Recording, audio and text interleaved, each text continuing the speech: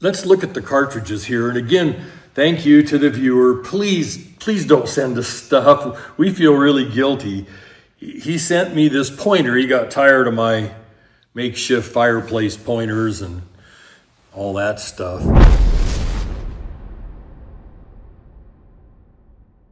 Hi folks, Tim Sundles here. My beautiful wife Kim, who's been driving all day, just got home and now I'm making her work, is doing the filming on her iPhone. She's been in Missoula watching our son play football for the Montana Grizzlies. Something she does every week if they have a home game. 7-0. Yeah. The Grizzlies are 7-0. They're a force to be reckoned with. They got to start playing 4 good quarters though, or they aren't gonna make it into a national championship type game. And hopefully we'll start seeing Weston. He's been kind of injured for over, close to 5 weeks now. So kind of injured, yeah. Yeah, he hasn't been playing offense at all, just special teams. Mm-hmm. And they played him a little bit of offense yesterday, just a little, but looks like he's 95% healthy now. Football's just wonderful for lower leg injuries. So folks, there have been a ton of requests for a video on the various 416 cartridges. And as I brought up, I didn't bring up all my 416s, but as I brought up the ones that matter without me getting redundant and showing 2 or 3 of the same make and model, I realized this is going to be a 2-part video. There's no way to put this much technical and interesting information into one video. So let's look at the cartridges here. And again, thank you to the viewer. Please don't send us stuff. We feel really guilty. He sent me this pointer. He got tired of my makeshift fireplace pointers and all that stuff. So these 2 cartridges furthest on the left are 404 Verie cartridges. I put 2 of them here, and they're not a 416, but they're a 416-5. I mean, they're a half a caliber bigger than a 416, and anything that you can say about the 416, you can say about the 404 Verie. So I included them. And they're on your right for the viewers. They're on Tim's left. Yeah. Well, here's the 2 404 Veries. And I wanted to put one of the CEB Raptor bullets up here for you to look at. Hammer bullets, Wilson Defense, through their company Lehigh, makes a version of this kind of bullet. And it's considered an expanding bullet, but it really isn't expanding as much as it is breakaway. On impact with flesh, that hollow nose shatters and you get 4 petals of roughly the same size and shape that go ricocheting through the target, i.e., let's say a Cape Buffalo, and then the shank of the bullet cannot expand and it acts like a solid and penetrates. And I've used the hammer version. I have tons of friends using the Wilson version. And then, of course, this is the CEB version that works very well. That's a 375 grain Raptor. That's a 400 grain CEB all brass solid. And next to the 404 Verie, we have the 416 Rigby, which has much greater case capacity. Then we have the 416 Remington, which has a lot less case capacity than the Rigby. Then we have the 416 Ruger, which is the first one of this bunch not requiring a Magnum length, an extra size. It's still it still requires a good size bolt face, but it does not require the extra long length of a Magnum long action. And then this one will be of interest to a lot of people. This is a 348 case, necked up with the body taper blown out and a sharp shoulder put on it, necked up to 416. This is it's a facsimile of the Harold Johnson 450 Alaskan, who took the same 348 case, necked it up to 458. This is the same idea, just necked up to 416 caliber. And I will go over these cartridges and the guns, and there's just going to be a lot of extremely interesting and useful information here. So just because, I mean, I don't know why I put the guns up here in the order I put them in, but just because, let's start with the 404 Jeffrey. This rifle may be one of the finest bolt actions I own. This is a Classic Arms Corporation. It's serial number 6. Classic Arms Corporation started out, I want to believe, in the 80s. An owner, I can't think of his name, but the guy hunted Africa all the time and wanted to make the perfect big game rifles. He came very close. If there is such a thing as perfect. This is a Mauser Orbendorf action, so a Mauser 98. It's got a dual safety. It's got the wing safety up here, which I never use. I just use the tang safety, and it's very quiet, but it just has 2 safeties. Well, I'm fine. I just use the tang safety. I like how quiet it is. And my scope's in the way of the wing safety. So, more than a superb rifle here. Superb plus. And I had the barrel shortened because I don't like long barrels. This is, now the 404 Jeffrey came out in 1905. This is a 1906 made William Evans, on these early Magnum Mauser actions. William Evans was a funny guy. They made excellent guns, and he grew up working in the Purdy's factory. And so when he started his own gun company, he wanted recognition. And so stamped right on the rifle, it says William Evans, and then in parentheses, from Purdy's, and then it goes on and gives a description. This was a cordite cartridge, the 404 Jeffrey originally, just like the 375 H&H was a cordite cartridge, and many of your big, like 505 Gibbs and 500 Jeffreys, those kind of cartridges, a lot of those, I think even the 416 Rigby was originally a cordite cartridge. And this has the cordite proof marks on it and everything. Tells you how many grams and what bullet weight max and everything. It's just a cool old gun. It's so highly collectible. It's 100% original.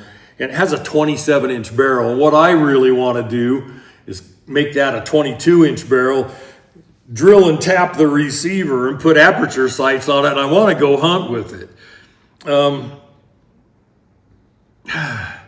I just want to go hunt so bad with this gun, go hunt Cape Buffalo with it and stuff. I'm not going to. It's too original. It does make an interesting test gun. And I will tell you that the original 400 Jeffrey was a round nose, 400 grain full metal jacket bullet at 2,150 feet a second. We at Buffalo Bore load that at 2350 out of a 22-inch barrel all day long. If it's built on a Mauser action, you got no problem loading those to the same velocity as the 416 Remington or the original 416 Rigby. There's just no issue in doing that at all with modern powder. And you figure this rifle was built in 1906 and I've been shooting full power ammo out of it, and it's just an early Magnum Mauser action. Lovely rifle. It's probably my favorite 404. I have a couple other 404s, but they don't deserve recognition. I just keep them around for factory test guns. Now, here's a rifle that deserves some recognition. We're going to move up to the 416 Rigby cartridge now, which is right there. It's my favorite of the 416 caliber cartridges. Why? Because that case holds a ton of powder. That's the same case that the 450 Rigby was designed from. It's the same case that the 460 Weatherby was designed from. Weatherby added a belt and blew the body taper out a little bit more and, made it hold even more powder. But that is the parent case to the 460. This is a Hartman and Weiss. If you're in Germany, it's Weiss. If you're in America, it's Hartman and Weiss. 416 Rigby.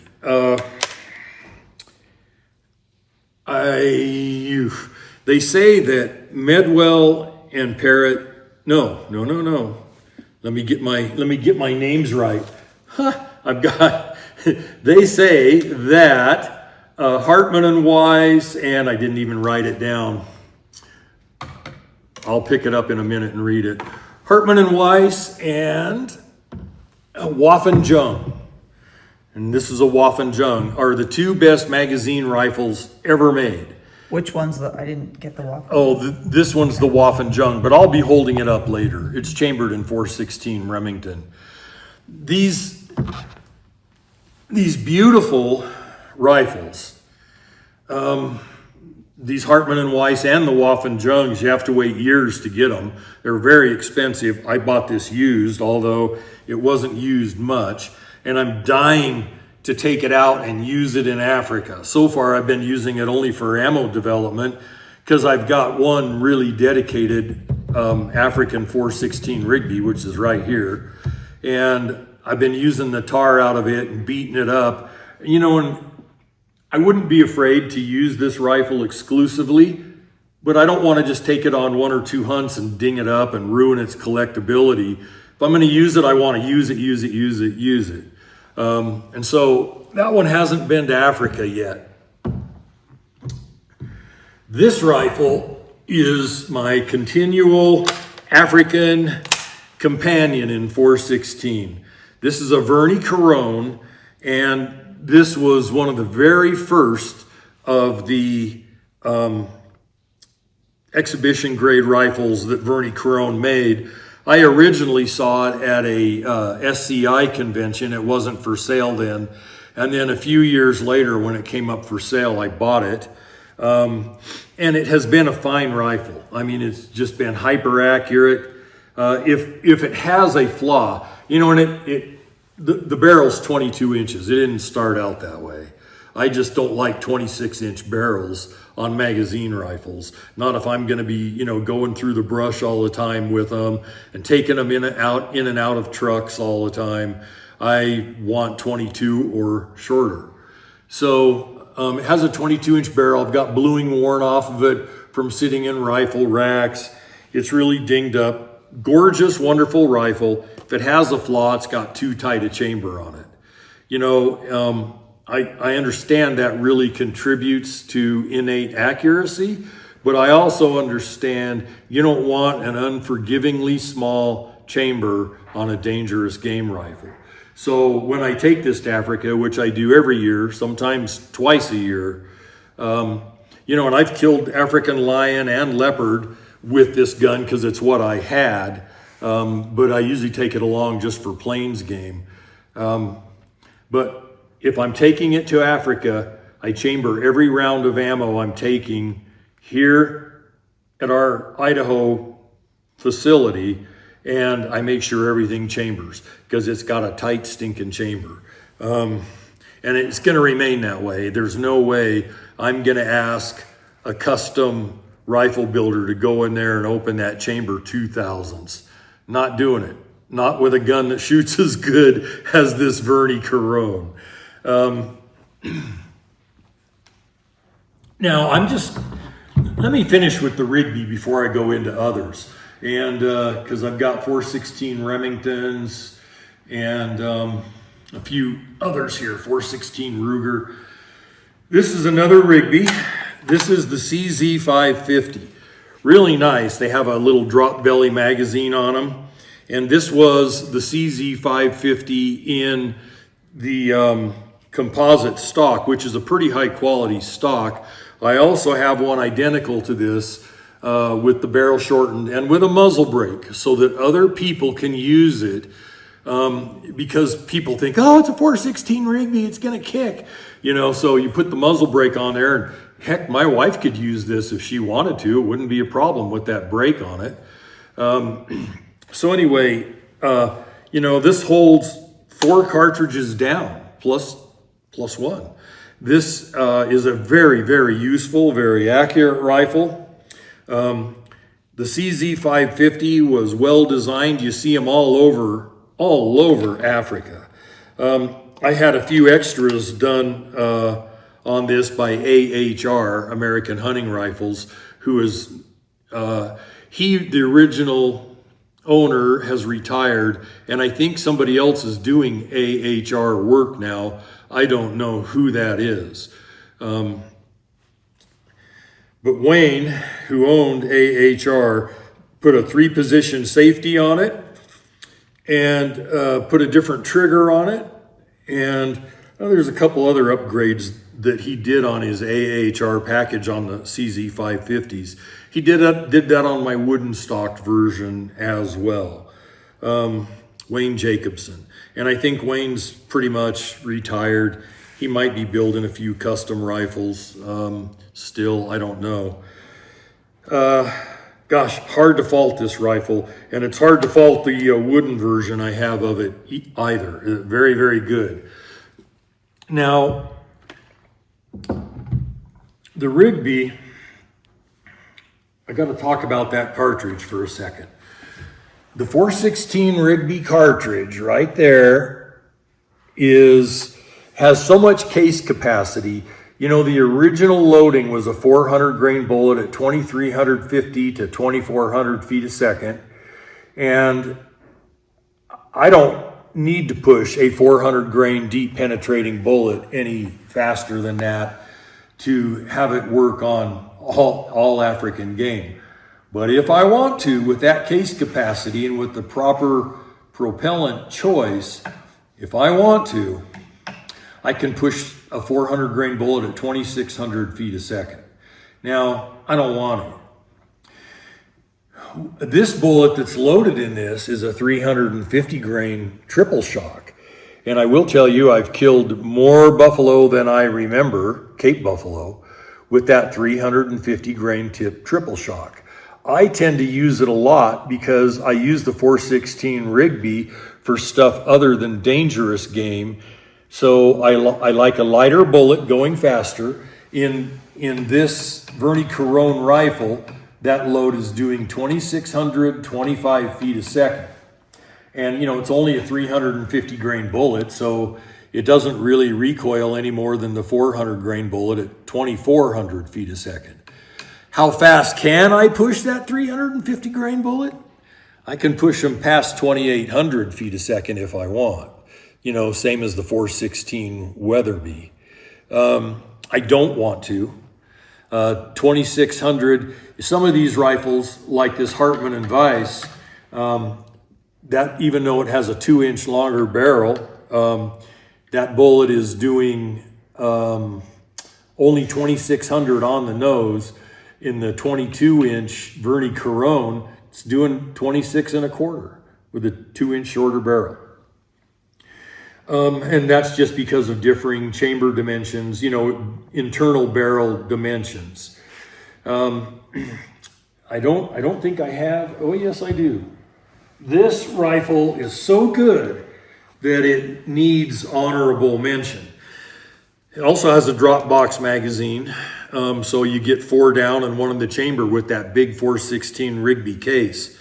This is the Mauser M98. This is one of their, what they call their diplomat versions. It has pretty wood on it.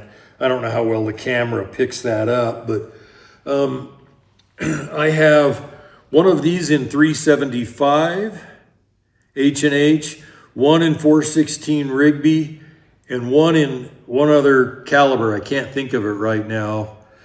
And I buy these for this reason. They're expensive rifles, but they work and work and work out of the box. The only thing I ever do is have the barrels moved to 22 inches from 25 and a half. You know, these old Europeans that can't get past this long barrel length, maybe that's what they still use over in Germany and most of Europe. But I'm telling you, it's a hassle to have a barrel that long on a repeater. You can have a barrel that long like on a double rifle because there's no receiver, you know, that's 7 or 8 inches long on a double rifle. So go ahead, put a 26-inch barrel on it. It's about the same thing as a 20-inch barrel on a magazine rifle in terms of overall length. But anyway, the Mauser 98, M98, this is, you know, the new version. This one's probably 6 years, 7 years old. The 375 that I have in this rifle I've used extensively in Africa. This one I haven't. It's a test gun. It's a gun worth owning. Just a wonderful rifle. And for the price that Mauser's charging, they ought to be wonderful. Well, they are. I mean, to me, when I get in a remote place like Africa and there's not a gunsmith down the road and stuff like that, a gun built like this or built like this Hartman Weiss or, you know, any of these, this American Arms Corporation rifle. The Verie Coron, in fact, uses the very same German Prechtel action as the Mauser 98 uses. Very same action, very same scope bases. You know, I understand budget guns. I got a few here that we'll get into. I understand. But when I go to Africa, the last thing I need is something not working. And in overall terms of the money it costs to go to Africa and be there and hunt, okay, so my rifle costs 10 grand more than another rifle that is seemingly comparable. I get it, but these guns never fail. Never, by the way I was raised, never was the N-word. Never say never. But I have yet to see one fail or not work on these made on these German Prechtel actions. What's our time, babe? 22:44. Let's cover one more gun of interest and then we'll break for part 2. This is the 348 Winchester with the body taper blown out, necked up to 416. Here is the Browning or Winchester Model 71 that fires it. I can push a 350 grain 416 diameter bullet at 2,350 feet a second out of this real short 20-inch barrel. Now, for all the Africa Plains game, that's ample. For North America, for anything you want to stop or hunt, that's ample. You know, it's not, it lacks, you could probably get away with, if you change the bullet to a solid, using it on elephant. Just the way it is with a 350 grain expanding bullet, I'd use it on Cape Buffalo. You know, and lion and leopard, obviously. But if you wanted to go with an all brass, non-expanding flat nose bullet, you could hunt everything in Africa with it. To me, it's not quite enough. The 50 Alaskan is the same case, just straight walled with a 51 caliber 500 grain bullet that we make, a monometal bullet. That I'd happily use on elephant or anything else in Africa.